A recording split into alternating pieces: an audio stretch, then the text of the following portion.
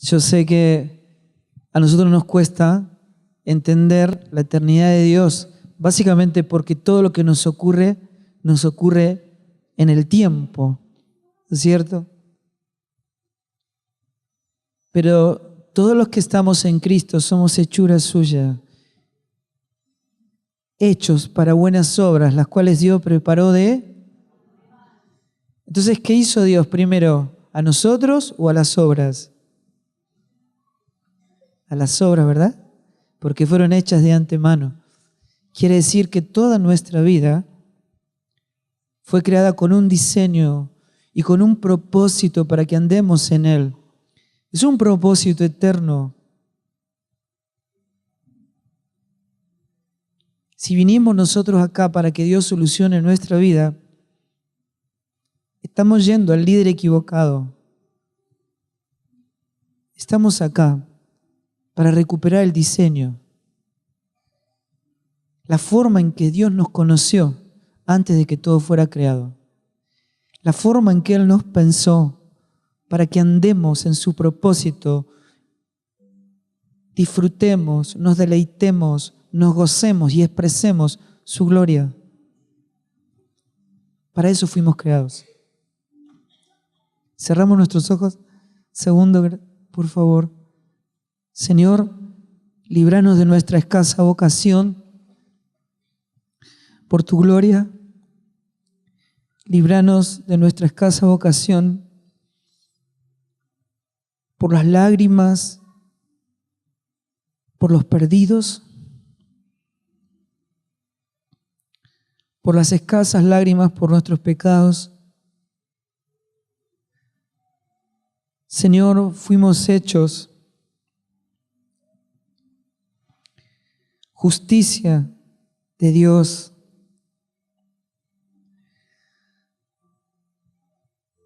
En Cristo. Te ruego que nadie en este lugar reciba tu gracia en vano. Te rogamos que no quites tu mano de nosotros hasta lograr lo que te propusiste hacer con nosotros desde antes de que todo fuera creado. Atráenos a ti cuando algo nos distraiga de lo eterno, no dando en nada motivo de tropiezo, a nada ni a nadie. Rogamos que el bien supremo nos acontezca en esta noche para ser transformados por el poder de tu palabra. Que tu gracia nos abrace esta noche por misericordia, por piedad, por el progreso del Evangelio en todas las formas y por la gloria de tu santo nombre, Señor.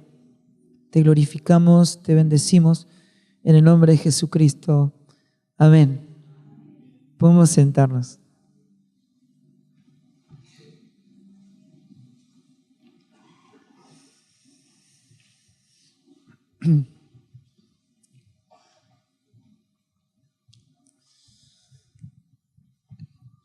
Yo sé, y por lo que estuve conociendo en este tiempo y la comunión que hemos tenido con los pastores, que son una iglesia local, parte del cuerpo de Cristo, que tienen o desean tener un corazón misionero, ¿verdad o no? ¿Sí o no, Guille? Ok.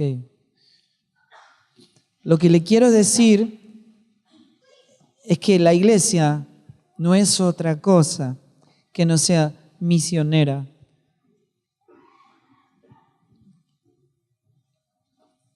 Es nuestro ADN. El Cristo en el que nosotros habitamos vino a buscar y a salvar lo que se había perdido. Si Él produce en nosotros el querer como el hacer, nadie puede estar tranquilo en su casa sabiendo que la gente se está perdiendo. El Evangelio no es para nuestra comodidad, sino para la gloria y la alabanza de su santo nombre. Si alguien vino a buscar comodidad en Cristo, está listo. El Evangelio no le ha mejorado la vida a nadie. Pregúntele a los discípulos, a los apóstoles, si le mejoró la vida. El Evangelio es una nueva creación.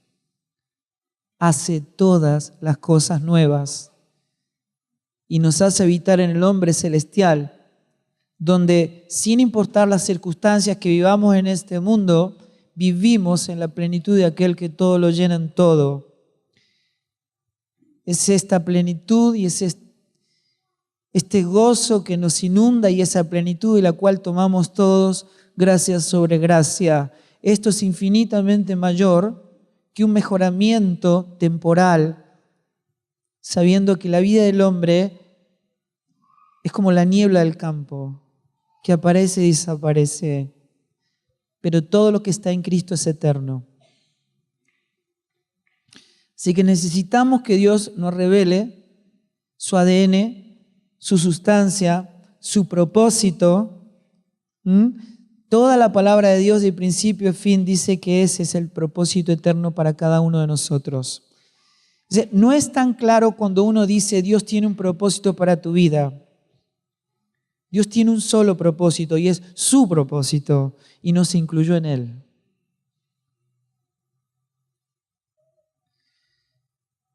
Cuando hablamos del propósito eterno de Dios, que produce una identidad en nosotros, porque la manera en que Dios logra conducirnos o devolvernos a Él para expresar su gloria, lo hace mediante su Hijo. Y todo el obrar del Espíritu es para modelar a Cristo en nosotros. La iglesia es el cuerpo de Cristo, es la vida de Cristo impartida en cada uno de nosotros, donde nosotros somos el cuerpo y Cristo es la cabeza. Estos días estuvimos hablando, la mente de Cristo es un estado de gobierno, ¿verdad? No hay ningún miembro con voluntad propia. Todo es gobernado por la cabeza. Ningún miembro se pone de acuerdo con el otro. No es que cuando ustedes toman una decisión en cuanto a una acción, no le preguntan a la mano, ¿estás de acuerdo? ¿Tenés ganas de hacerlo? Sino que más bien el cerebro está gobernando con su voluntad suprema sobre cada uno de sus miembros. Y para que la vida fluya, eso se hace en un estado de gozo, porque expresa su plenitud, su vida. ¿Me están siguiendo? Amén. Miren, si veo a alguien que se distrae, le hago una pregunta. ¿Está bien? ¿O les revoleo algo de acá, mamá?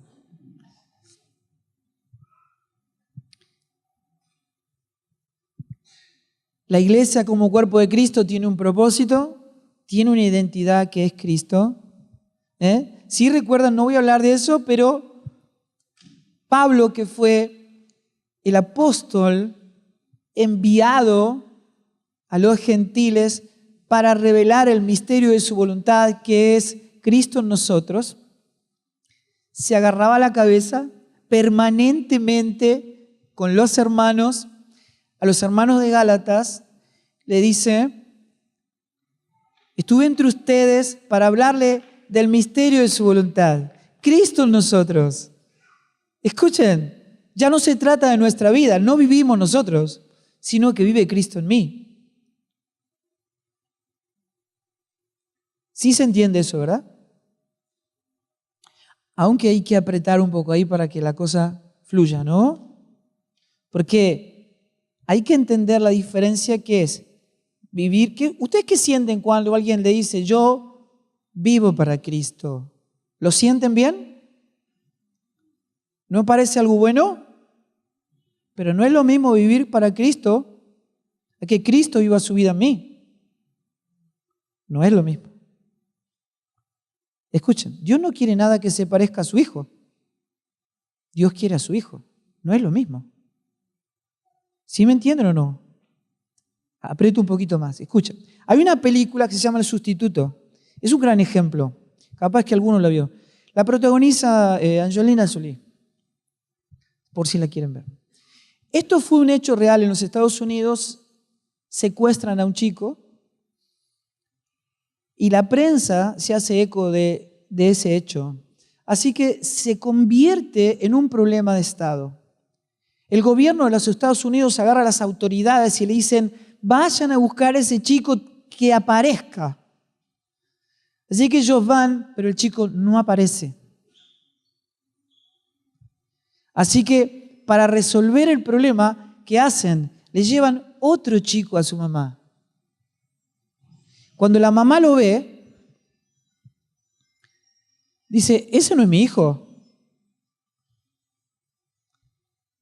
Y dijeron, bueno, más o menos, o sea, más o menos la misma altura, más o menos la misma edad, más o menos el mismo color de pelo.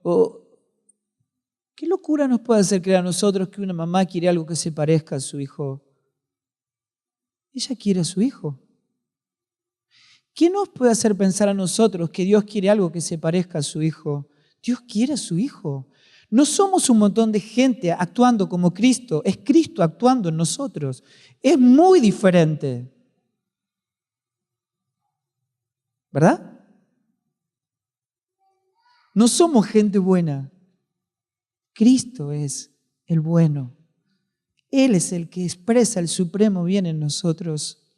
Todo lo que glorifica al Padre está en Él. No hay nada en nosotros que pueda agradar al Padre. Solo el Cristo que habita en nosotros.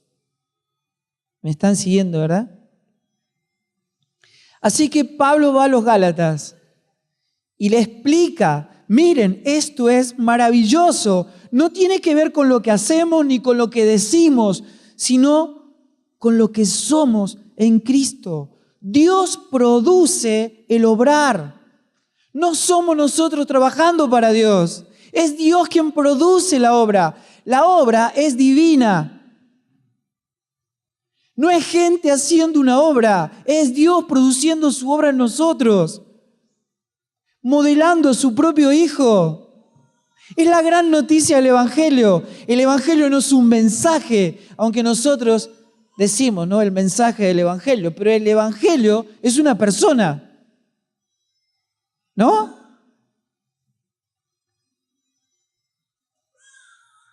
Y dice Pablo, y me recibieron como al mismo Señor. Y nos gozamos. Ahora yo me voy y ustedes vuelven a los antiguos rudimentos de la ley. Actúan como si Cristo nunca hubiese muerto y resucitado. Quieren hacer la obra ustedes. Y deciden qué es lo que está bien y qué es lo que está mal. Y se juzgan entre ustedes. Y Pablo dice, estamos en foja cero. Es como si nunca hubiese ido. Y créanme, quisiera estar entre ustedes y cambiar mi lenguaje porque estoy perplejo en cuanto a vosotros. ¿Y saben qué? Otra vez entro en dolores de parto hasta que ustedes comprendan definitivamente que Cristo tiene que ser formado en ustedes. Amados, ese es el Evangelio. La identidad de la iglesia es Cristo. De manera que cuando la gente nos ve a nosotros, ¿a quién tiene que ver? No un Fabián mejorado, a Cristo.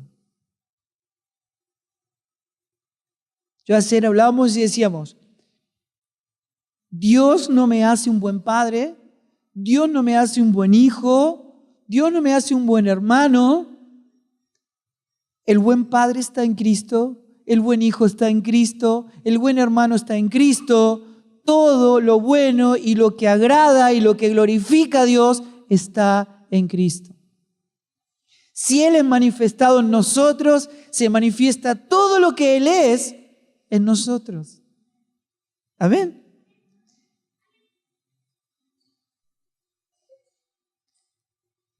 La iglesia tiene un propósito, tiene una identidad y tiene una misión. Y esa misión, que la Biblia lo define como la gran comisión, dice, id. No dice inviten a la congregación, ¿no? No dice esperen que vengan. ¿Qué dice? Vayan. Vayan. Cuando la vida es manifestada, dice, el Espíritu no te permite estar ocioso, porque sentimos lo que Dios siente por los perdidos. Nos duele el corazón, nos duele por los perdidos. Hay algo que fluye dentro mío cuando la vida de Cristo ha sido manifestada en el nuevo nacimiento. Y el Señor dice, vayan. Id por todo el mundo predicando el Evangelio, ¿a quién? A toda criatura. Enseñándoles, ¿qué? Bautizándole en el nombre del Padre, Hijo y el Espíritu Santo y enseñándoles todas las cosas que yo les he mandado. Cuando uno lleva a alguien a Cristo, ¿qué hace? Lo trae a la congregación para que le enseñen, o para que le enseñe el pastor, o la gran comisión es enseñar todas las cosas que el Señor nos ha mandado a todos aquellos que son engendrados por el Espíritu. Amén.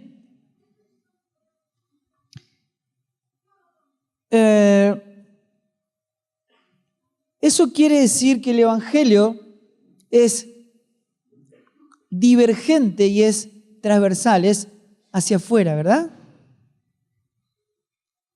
Miren, es un detalle, yo no quiero desarrollar esto de manera específica, pero nos va a ayudar a poder llegar al punto que Dios tiene para decirnos esta noche.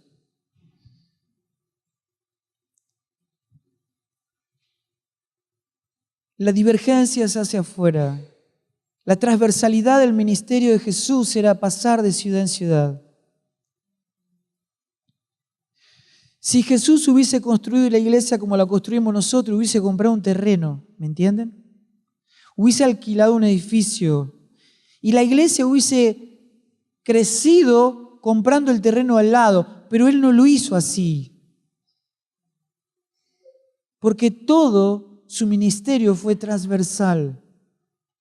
Los edificios no tienen nada de malo, solo que no son un lugar de establecimiento. Es un lugar de formación para salir.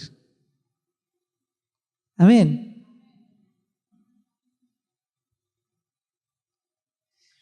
Miren, les voy a dar un ejemplo para que me comprendan sobre esto que es fundamental. Supongan que ustedes están trabajando en un lugar y en ese lugar su jefe le dice, ¿me traerías un café? Bueno, ¿qué diría alguien que no conoce a Cristo? Pero a mí no me contrató para eso.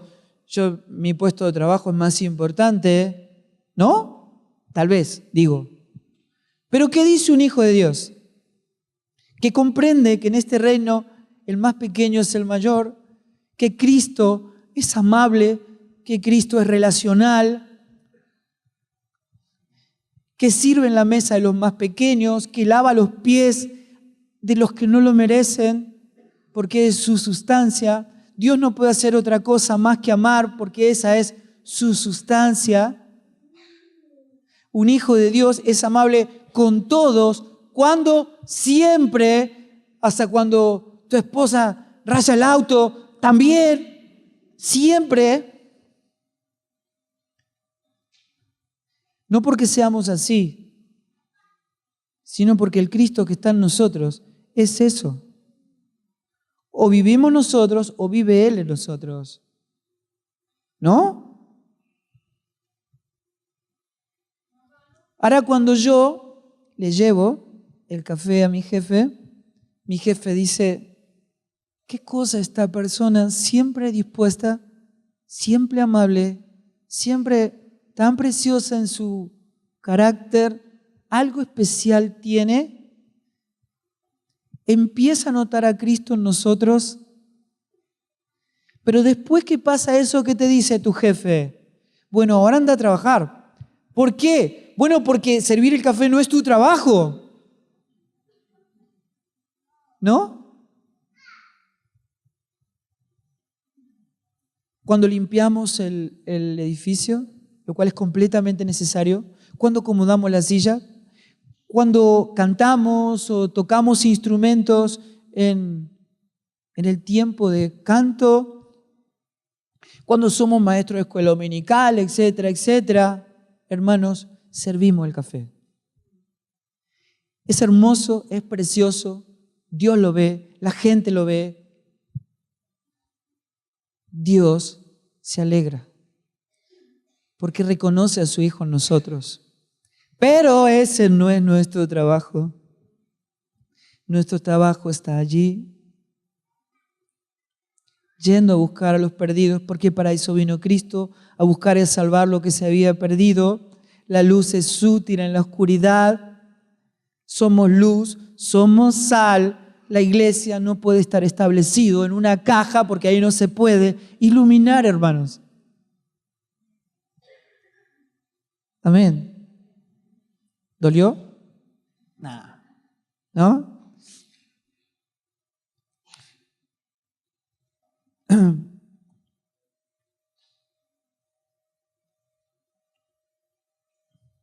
Yo he estado a lo largo de mi vida en tantos congresos de todo tipo, en toda parte del mundo, y siempre, cada tanto aparecía esta observación, ¿no? ¿Quiénes están apasionados por Cristo? Y entonces hay un montón, ¿no? Más o menos, algo así. Y yo me pregunto y digo, ¿se puede ser un hijo de Dios y no estar apasionado por Cristo? No. No. Y te explico por qué. Hay un solo mandamiento. ¿Saben cuántos mandamientos hay? Uno solo. Y es amar a Dios con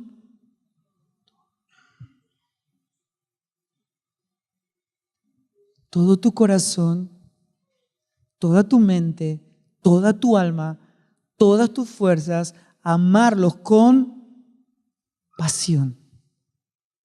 ¿Saben qué es pasión? Nosotros estamos en un país futbolero y le dicen pasión al fútbol, ¿o no? Y me acuerdo que en la época del Mundial de Brasil había gente que se tomaba un charter un día, pagaba $12,000 para ir a ver un partido que ni sabía si su equipo iba a ganar. A veces vienen bandas de música de cualquier estilo y uno ve que hay chicos adolescentes que hacen colas de 3 días con carpas, lloviendo. Músicos que si a uno se lo regalaran no lo quiere, pero ellos están ahí porque los moviliza la pasión. ¿Qué hace la pasión? Que uno actúe de una manera en que no actuaría en una situación normal.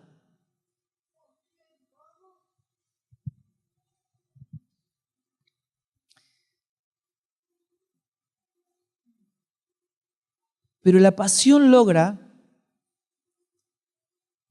llevar todo sacrificio al terreno del privilegio. Cuando hay pasión en nuestra vida, todo sacrificio se convierte en un privilegio. Cuando Cristo es nuestra pasión, hace que andá, vendé todo lo que tienes y dáselo a los pobres, salí de tu tierra y de tu parentela, amá a tus enemigos, poné otra mejilla con gozo, bendecí a los que te maldicen, orá por los que te roban, te ultrajan y te persiguen. Hace que todo eso salga del terreno del sacrificio y se convierta en un privilegio. No puede ir en pos de Cristo si su espíritu no despertó pasión, un amor, el fruto de su espíritu que es amor, gozo, paz. El fruto de Cristo es amar a Dios con todo nuestro ser.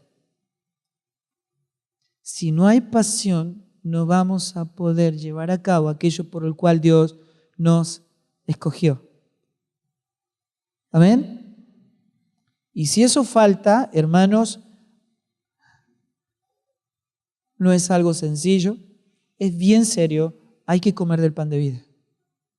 Urgente. Porque esa es la identidad de Cristo en nosotros. Ahora fíjense un detalle. ¿Alguna vez ustedes escucharon algo así como, bueno, acá estamos con los hermanos haciendo la obra de Dios? ¿Alguna vez escucharon? Honestamente. Ok. Ahora díganme, ¿cuál es la diferencia en estamos haciendo la obra de Dios a Dios está haciendo la obra a través nuestro? ¿Es igual? En la primera frase, estamos haciendo la obra, ¿quién hace la obra? En la segunda frase, Dios está haciendo la obra a través nuestro, ¿quién la hace? La obra de Dios es de Dios porque la hace Dios. Porque no es humana, porque es divina. Miren, yo digo esto porque las palabras no son inocentes, modelan, crean conceptos. Si hablamos mal, guiamos mal. No entendemos quiénes somos en Cristo. Por lo tanto, la manera de articular en el obrar de Dios no está ajustado a la verdad. Amén. Ahora me van a acompañar por la palabra de Dios un poquito. Juan 15:5, Jesús dice, sin mí nada podéis hacer.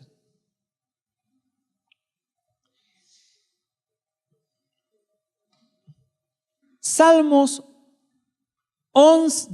100, versículo 2, dice esto. Escúchenme. Dice, servid a Jehová con alegría. Dios ama al dador alegre. Yo muchas veces escuché, Dios bendice al dador alegre. No dice eso.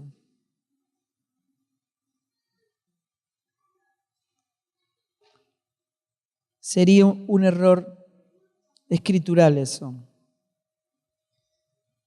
Dios ama al dador alegre, así que servid a Jehová con alegría. Ahora viene Cristo, muere, resucita, ¿verdad? Pero cuando Él está entre nosotros, Él dice esto, yo no vine para hacer. Y entonces uno se pregunta, entonces, ¿qué hacemos? ¿Hay que servir o no hay que servir? ¿No? El Señor dice, yo no vine a ser servido, pero la palabra dice hay que servir. Y entonces, cuando hay una contradicción, ¿qué hay que hacer, hermanos? Mire, el pastor no lee la Biblia, no escudriña las Escrituras. El cuerpo de Cristo escudriña las Escrituras. No, la Biblia nunca dice que hay que leer la palabra de Dios. ¿Qué dice? Que hay que escudriñar, es un trabajo de laboratorio para que el Espíritu nos revele a Cristo como la palabra en las Escrituras. No coman de prestado. Es el pan de vida, hermanos. Lo necesitamos. Cuando hay algo que parece una contradicción, ¿qué hay que hacer? Cavar profundo. Hay que cavar profundo. Lo que Dios está diciendo es que hay una manera de servir a Dios que lo deshonra. Y entonces la palabra explica cómo Dios dice que Él debe ser servido. Hechos capítulo 17, versos 24 y 25, dice esto, el Dios, ¿me están siguiendo, verdad? Atentos. El Dios que hizo el mundo y todo lo que en él hay, puesto que Él es el Señor del cielo y de la tierra, escuchen, no mora en templos hechos de manos de hombre, ni puede ser servido ni honrado por manos de hombre. ¿Cómo? O sea que Dios no recibe servicio de nosotros. Si ustedes alguna vez creyeron que amar a Dios era servirle, hoy se vino abajo el edificio. Porque no es una manera de mostrarle que le amamos. ¿Por qué Dios no puede ser servido por manos de hombres? Porque Él dice, como si Él necesitara de algo. Mire si Él va a necesitar de algo, Dios. Y mucho menos de nuestro servicio. ¿Por qué? Bueno, puesto que Él es el que da a todos vida, aliento y todas las cosas.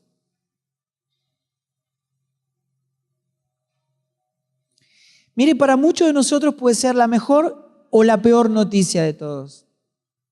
Para aquel que se cree capaz, talentoso, que le salen bien las cosas, aquel que tiene esa gracia para ser líder y que le salen bien y que en general la gente lo admira, para él es como una malísima noticia. Porque todo lo que hay en él tiene que pasar por la cruz. Nadie puede servir a Dios de esa manera. Pero para aquel que se siente un siervo inútil, pequeño, quebrantado, que no puede hacer nada si no es por el poder de Dios, para ese es una gran noticia.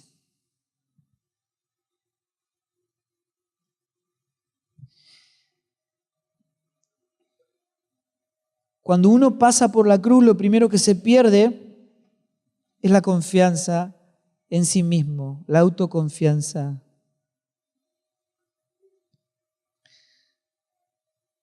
Watchman Nee dice esto. Miren, vieron que a veces por ahí suponga que se convierte un artista muy reconocido en el mundo. Una persona que puede ser de mucha influencia. Y uno dice, qué tremendo si este hombre se convierte, qué útil podría ser para el reino de Dios. ¿No? ¿O no lo pensaron alguna vez? Sin embargo, es una perfecta contradicción porque todo lo que hay en él tiene que pasar por la cruz. Porque nada de lo que está en él puede glorificar a Dios. Solo el Hijo que habita en nosotros puede glorificar y hacer todo aquello que el Padre desea. Watchman Nee dice que todo aquel que pasó por la cruz sabe que la muerte te despoja de... Suponete que vos toda la vida quisiste ser médico, ingeniero, arquitecto, lo que fuera, y lograste tu título. Cuando te morís, no te podés llevar el título. Te casaste con la mujer de tus sueños o con el príncipe azul cuando te morís. Lograste una buena familia, no te pueden acompañar. Quisiste ser un hombre exitoso, tener empresas, ganaste dinero y cuando te morís, gastan el dinero los demás porque no te lo podés llevar.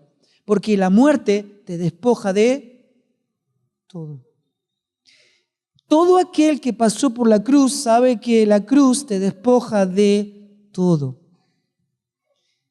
Y pasamos del otro lado dando señal de resurrección juntamente con Cristo, pequeños, quebrantados, humillados, lisiados para toda la vida. Y sabemos que nunca más vamos a poder hacer algo a menos que sea Dios quien lo hace en y a través nuestro. Lo primero que van a notar cuando alguien tiene la señal de la cruz en sí mismo es que ya no hay señal de autoconfianza. No se siente capaz. Es Dios quien lo hace. Amén. Pablo dice en 1 Corintios 9:16, dice esto, porque yo anuncio el Evangelio y no tengo de qué jactarme y no tengo de qué gloriarme. ¿Saben por qué? Porque no soy yo, es Cristo en mí. No lo hago yo, lo hace Él. Así que no me lo agradezcan. Denle la gloria a Él, porque no lo hice yo, lo hace Él.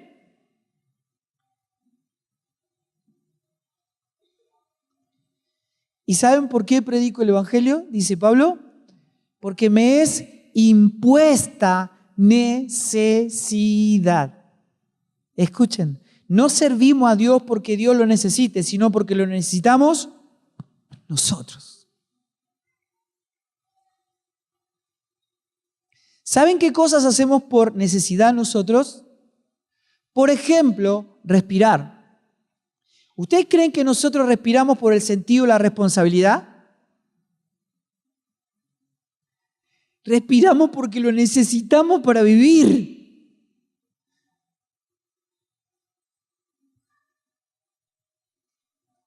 Pablo dice, no puedo vivir sin predicar el Evangelio, porque me es impuesta necesidad. ¿Amén? Hermanos, y yo le quiero decir, y que esto sea bien importante, Dios no busca personas que trabajen para Él. Dios no tiene socios, Él hace la obra.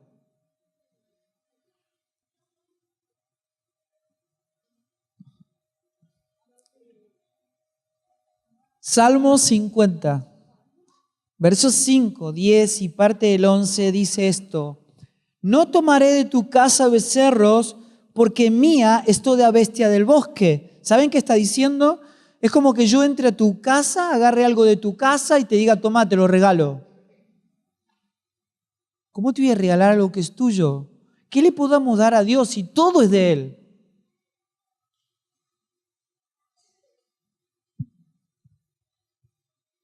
Si yo tuviera hambre, dice, no te lo pediría a ti. ¿Por qué? Bueno, porque mío es el mundo y su plenitud.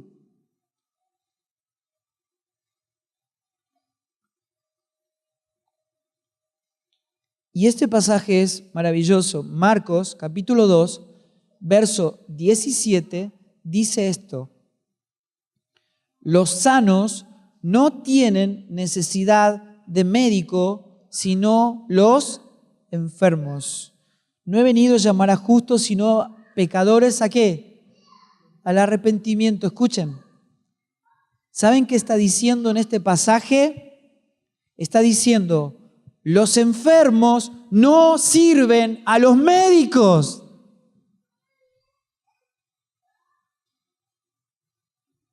¿Qué hacen los enfermos? Siguen sus prescripciones, obedecen sus prescripciones para tener, ¿qué? Vida. Y ustedes, fíjense, mire, cualquiera de nosotros que tenga una mente triunfalista, sabe que si quiere ganar un campeonato, quiere ganar un partido, tiene que poner a los mejores, ¿o no? Sin embargo, en el reino de Dios, vos no podés ser parte de su equipo a menos que estés enfermo.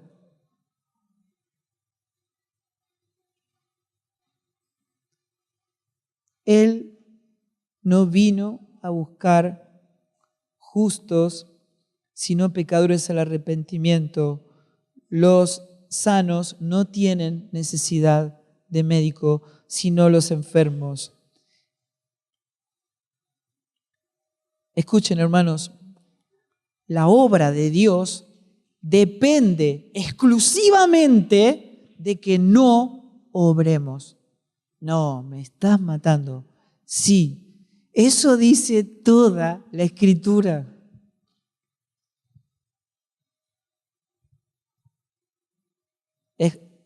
Síganme palabra por palabra. Romanos capítulo 4, versos 4 y 5. Quiero que lo lean conmigo. Dice, pero al que obra, no se le cuenta el salario como gracia. sino como deuda.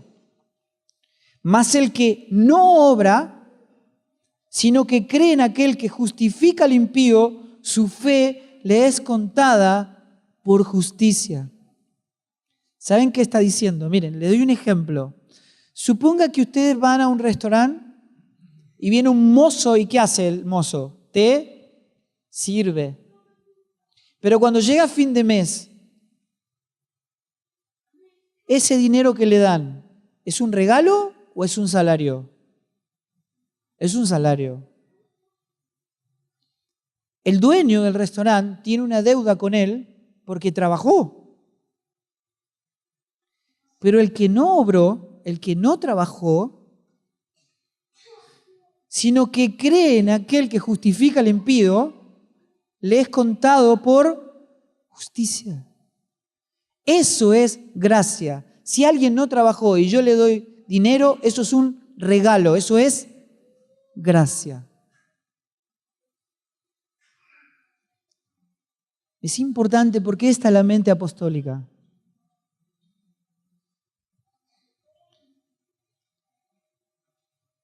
En Cristo, Dios es el obrero. Es Dios quien hace la obra y es el que recibe la gloria de ser el benefactor de la gracia. Él es el que produce gracia. Produce en nosotros, no es el beneficiario de un servicio nuestro. Nosotros somos los beneficiados de todo lo que Dios produce. Amén. Miren, hermanos, yo le voy a decir algo, y esto es bien importante. A la carne le encanta servir. Le encanta. El 70% del dinero que entra a las misiones cristianas viene de gente que no es cristiana, de empresarios que no son cristianos.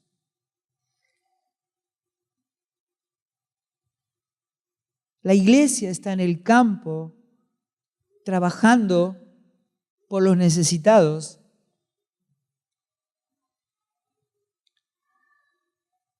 Pero aún el que no conoce a Cristo también está ahí trabajando. ¿Saben por qué? Porque me hace bien, porque me gusta, porque me siento útil, porque la mente del hombre natural que viene de fábrica lo ve como un merecimiento. Yo trabajé, yo me merezco.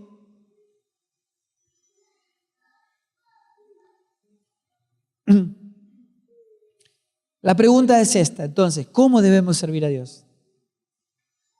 ¿Cómo Dios dice que debe ser servido?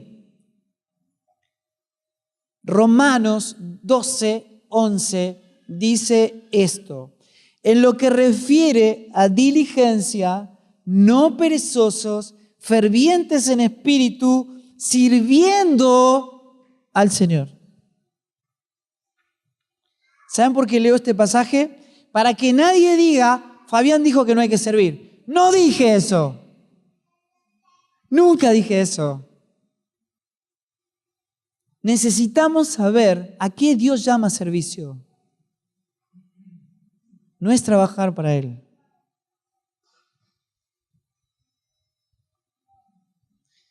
Entonces, ¿cómo le servimos? ¿Cómo le debemos servir?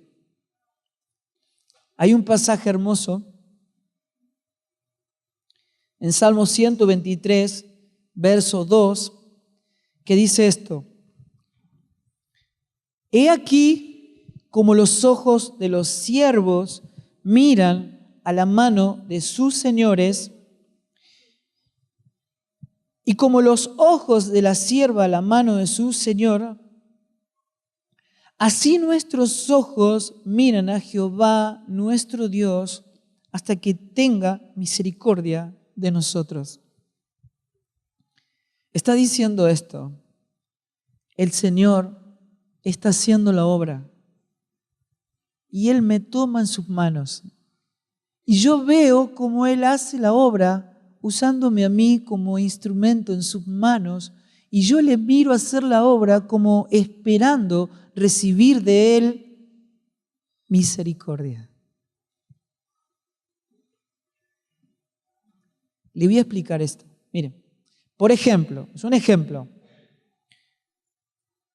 Es un teléfono. El teléfono a mí me sirve. Esto me sirve.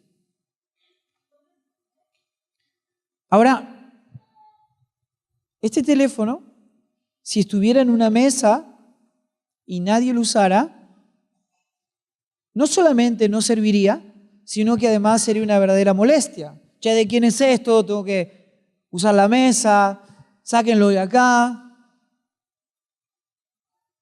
¿Cuándo este teléfono es útil? Cuando yo lo tomo en mis manos y lo utilizo para el fin para el cual fue creado.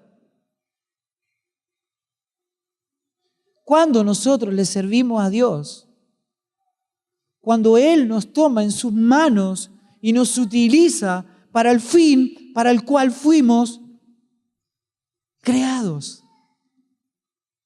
Somos instrumentos en sus manos, pero el que hace la obra es Él. Por lo tanto, toda la gloria es para Él. Nadie puede gloriarse en la obra de Dios porque no la hacemos nosotros. Es Él que la hace utilizándonos como instrumentos en sus manos. Miren, nadie le haría un homenaje al pincel de Picasso. En todo caso, el homenaje se lo harían al maestro, ¿verdad? Un instrumento no sirve para nada a menos que el maestro lo tome en sus manos. Y es Él que hace una obra del cielo, divina, es eterna. No es temporal, no es humana y no depende de nuestra capacidad, ni de nuestro talento, ni de nada de lo que nosotros podamos hacer. Ni por Dios, ni por nadie, es Dios quien produce su propia obra. Y cuando Él nos hace parte de su naturaleza divina a través del nuevo nacimiento, su Espíritu produce en nosotros el querer, que es el deseo, por su voluntad. ¿Y qué otra cosa produce? El hacer, el obrar. ¿Quién lo produce? Dios, no nosotros. No nosotros, lo produce Dios. Y produce un deseo por su voluntad. Nos hace desear su voluntad. Y yo voy a ponerle este ejemplo. Supongo que acá hubiera un cadáver. Bueno, disculpen el ejemplo, ¿no? Supongo que hay un cadáver y yo le digo, ¿me podrías traer un vaso de agua? Honestamente perdemos el tiempo porque los muertos no oyen, no ven, no caminan, ¿no? Y sobre todo, hermanos, no comen. Pastores, es una gran crisis de la iglesia de este tiempo. Discipular gente muerta te mata, te roba la vida. Los muertos no comen. Si no nacieron de nuevo, te consumen la vida. Quiero, demandan. ¿Por qué?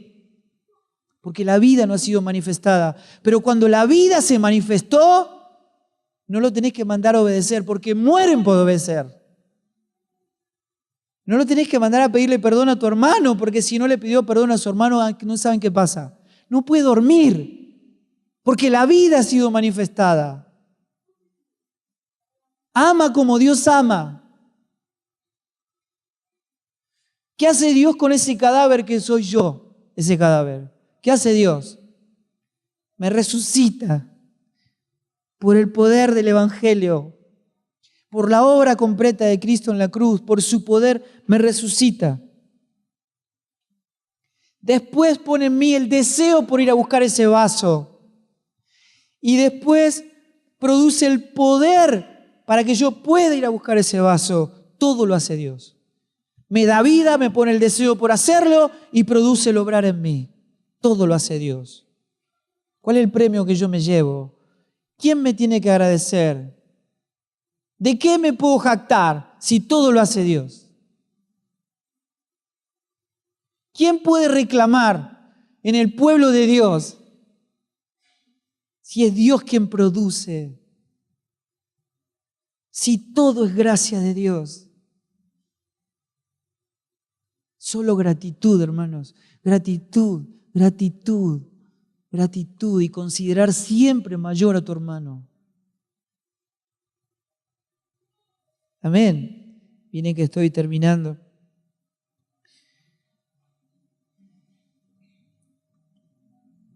Primera Pedro 4:11 dice, si alguno de ustedes habla, hermanos, hable conforme a las palabras de Dios. Escuchen, no es gratuito hablar. No es gratuito.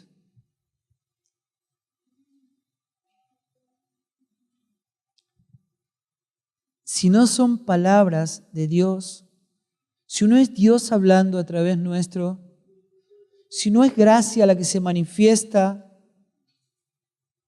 en todo lo puro, lo santo, lo que es de buen nombre, si hay virtud alguna, piensen en eso y cuando hablen, hablen de manera que bendiga al oyente. Las palabras no son inocentes. Si estamos en Cristo, hablen conforme a las palabras de Dios. Si vamos a ministrar, hay que ministrar conforme al poder que Dios da, porque es Dios quien produce. ¿Para qué? Bueno, para que en todo Dios sea glorificado en Jesucristo, en el Cristo que habita en nosotros. Cuando el Cristo se manifiesta en nosotros, Dios es glorificado. Porque a Él pertenece la gloria y el imperio por los siglos de los siglos. Amén. Dios no renuncia a su propia gloria de ser Él quien da a todos vida, aliento y todas las cosas. Y acá estoy terminando. Pablo dice esto en 1 Corintios 15, verso 10 y 11 dice, pero por gracia de Dios soy lo que soy. Y su gracia no ha sido en vano para conmigo. Antes he trabajado más que todos ellos, pero no yo, sino la gracia de Dios conmigo, la gracia de Cristo en mí. ¿Saben lo que está diciendo Pablo? Pablo estaba oyendo a los hermanos diciendo, yo serví más que vos, no, yo serví más que vos quisiste. Entonces Pablo dice esto, miren, esperen, por favor, déjenme hablar a mí. Si vamos a hablar de servir, si vamos a hablar de trabajar, yo trabajé más que todos ustedes. Pero lo que yo les quiero explicar es que no fui yo, no fui yo. Fue la gracia de Cristo en mí. No fui yo. Y dice en Romanos 15, 18, porque yo no osaría hablar, pero ni que estuviera loco, de otra cosa que no sea de lo que Cristo ha hecho. ¿Quién lo hizo? Cristo ha hecho por medio de mí. Lo hace en nosotros y a través nuestro, pero es Dios quien lo hace para la obediencia a los gentiles por la palabra y por las obras. Toda la obra apostólica es una obra divina. ¿Me entienden? Escuchen. nosotros no hacemos la obra de Dios. Y más vale que no la hagamos. Porque si no es Dios quien produce la obra, si no es Dios quien edifica la casa, en vano trabajan todos los que la edifican.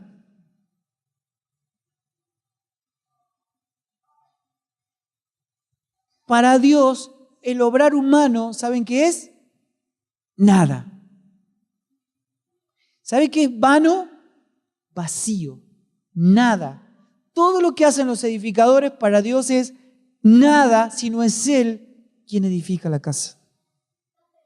¿Y quién es la casa? ¿Quién es la casa?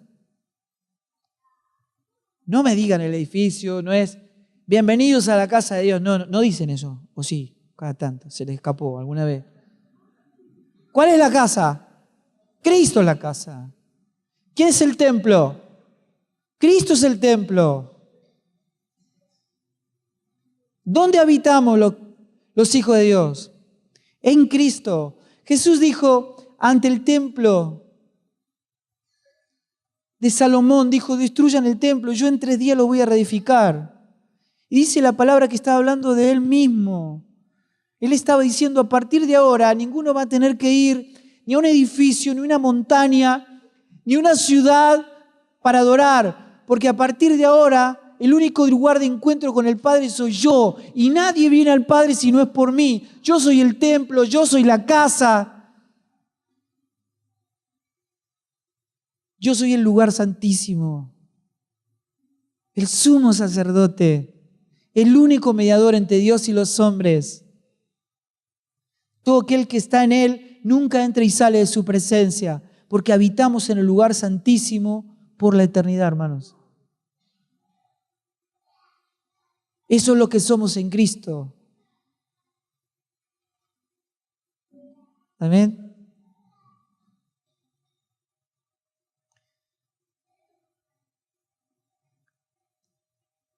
Recuerden esto, no lo olvidemos. Dios no busca personas que trabajen para Él, sino personas que le permitan a Él obrar poderosamente en ellas y a través de ellas para su propia gloria. No es lo mismo, ¿no?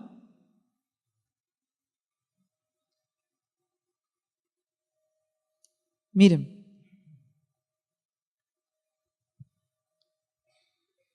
los apóstoles se le había revelado este misterio de Cristo en nosotros.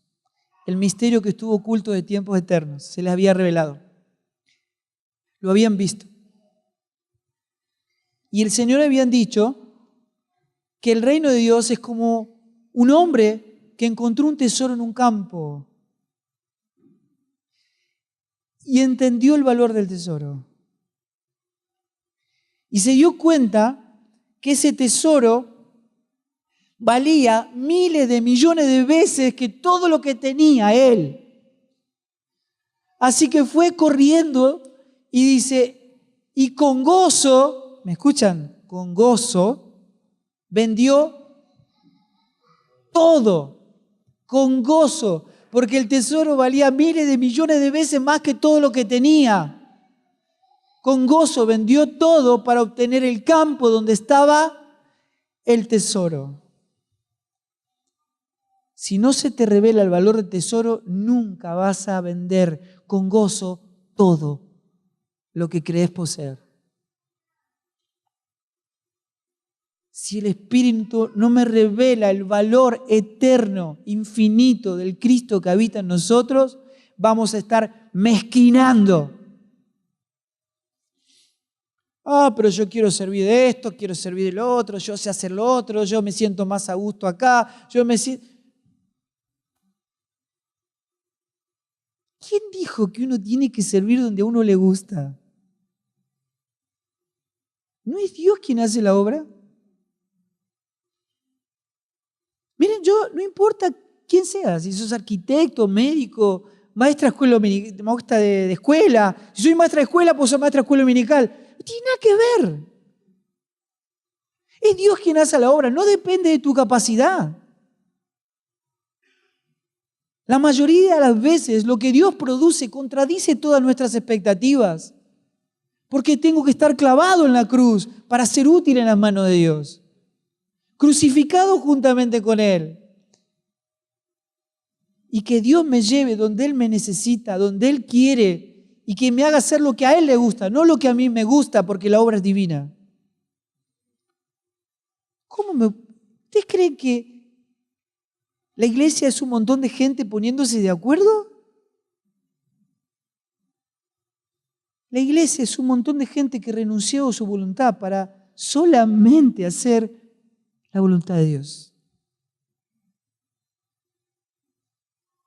¿No? Los apóstoles entendieron esto. Y miren, por ese tesoro, Pablo fue torturado y decapitado. Mateo murió por las heridas del martirio en Etiopía. Juan fue freído en aceite, aunque después fue el que murió más viejo. Pero fue crucificado, según los historiadores, cabeza abajo, en Roma. Jacobo fue decapitado en Jerusalén. Bartolomé fue martirizado por la predicación.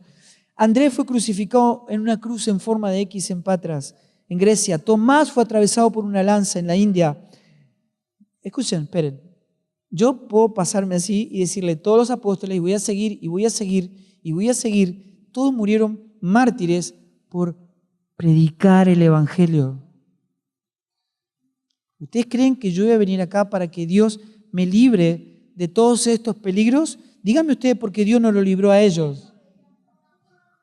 ¿Por qué no lo libró? Cuando el Señor fue a buscar a Pablo, ¿se acuerdan que le dijo? Elemento escogido me es este. ¿Cómo sigue? Yo le voy a enseñar cuánto es necesario padecer por mi nombre. Me duele, pastor, óreme. Los hermanos le decían, Pablo, el Espíritu Santo nos está avisando que si entramos a esta ciudad te van a apresar. Aparece un profeta llamado Agabo que le dice, Pablo, el Espíritu está avisando que si entras a esa ciudad te van a apresar. Y si te apresan, no sabemos qué va a pasar después. Tal vez la cárcel, tal vez el exilio, tal vez la muerte. Y Pablo viene y le dice, disculpen, ¿saben qué? Me entristecen. ¿Y saben por qué me entristecen? Porque nunca se les revela la gloria del Evangelio. Miren, yo no solamente estoy dispuesto a sufrir por Cristo, sino aún mi honor, mi privilegio sería morir por causa de su santo nombre. Ustedes no entienden. Cuando el Señor me llamó, dijo que Él me iba a enseñar cuánto era necesario padecer por su nombre. No me roben mi privilegio, mi tesoro.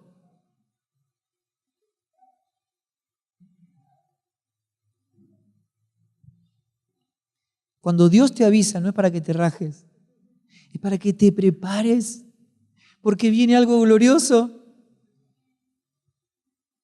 Es nuestro tesoro padecer por causa de su nombre, porque somos parte de su padecimiento, de esta redención de la cual Dios nos hizo parte hasta que Él nos venga a buscar. Y Pablo dice, miren, 5 veces fui azotado, 3 veces con vara. Me apedrearon, pero me apedrearon de tal manera que dijeron, no le tiren más piedra porque ya está muerto. El tipo se levantó, se sacudió el polvo y entró de nuevo a predicar. Estuve en naufragios, un día y una noche, flotando por causa del Evangelio. Peligro de mares, peligro de ladrones, peligro de caminos, peligro de falsos hermanos, peligro. Yo digo para que lo comparen con sus problemas y los míos, digamos, ¿no? Más o menos. Y peligro, y peligro, y peligro, y peligro. Y él dice, pero a todo esto se me suma el dolor más punzante en mi corazón, que es mi preocupación por ustedes. Porque yo vengo de pelear la Tercera Guerra Mundial y llego para verlo a ustedes y me entero De que hay 2 o 3 ofendidos porque el otro no lo saludó. ¿Sabe qué? Me angustia. Más que me apedreen. Porque nunca se les revela el valor del tesoro del Evangelio. Esta es la peor miseria que podemos vivir como hijos de Dios. Estar tan cerca de la cruz y que no haga nada en mí. Estar tan cerca de la cruz y no estar crucificado juntamente con Cristo. Yo ayer decía, ¿no es cierto que no es lo mismo saber que San Martín cruzó los Andes que cruzar los Andes con San Martín? ¿No? No es lo mismo saber que Cristo murió por nosotros, que Él fue crucificado por nosotros, a estar crucificado juntamente con Él. No es lo mismo. Y lo único que me redime, me salva y me hace parte de su gracia y su redención es estar crucificado juntamente con Él para que no viva yo, sino que viva Cristo en mí. Hermano, es tiempo de dejar jugar a ser cristianos. Yo no sé cuántos nacidos de nuevo hay acá, pero es el tiempo de tomar una decisión. Amén. ¿Podemos cerrar nuestros ojos un segundo, por favor? Señor, en el nombre de Jesucristo, y te pido que en el lugar donde vos estás,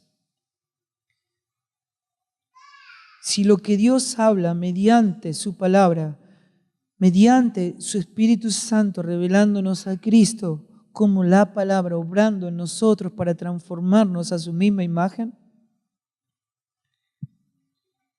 te permite verte a vos mismos tan lejos de esa cruz, tan lejos de su propósito eterno, decirle, Señor, esta es mi vida, no tiene valor a menos que me coloques en ti y me des vida, vida eterna, vida en abundancia, que me des tu agua de vida para que me convierta en una fuente de agua viva que brota para vida eterna. Señor, perdona mi tibieza, toma mi vida y hacé con ella lo que tú quieras. Renuncio a todos mis sueños, mi propósito personal, mi deseo de realización personal. Te canjeo todos mis deseos por tu deseo, por tu propósito eterno, por tu divina y preciosa voluntad, para que la vida del Cristo que habita en nosotros fluya una vez y para siempre. Señor, sálvame de mí mismo, sálvame de la muerte. Sé mi papá, quiero ser tu hijo para siempre. Y que la salvación que me otorgaste alcance a mis hijos, a mi esposo, a mi esposa, a mi familia. Envíame a los perdidos, porque te anhelo, te deseo. Hacelo, Señor, conmigo esta noche. No pases de largo. Te necesito. En el nombre de Cristo Jesús. En el nombre de Cristo Jesús. Amén. Y amén. ¿Cuánto de todos ustedes saben hoy que el día que estemos cara a cara con el Señor va a decir, te conozco? ¿Quiénes tomaron una decisión de vida hoy? Por favor, levanta tu mano. ¿Tomaron una decisión de vida? ¿De verdad?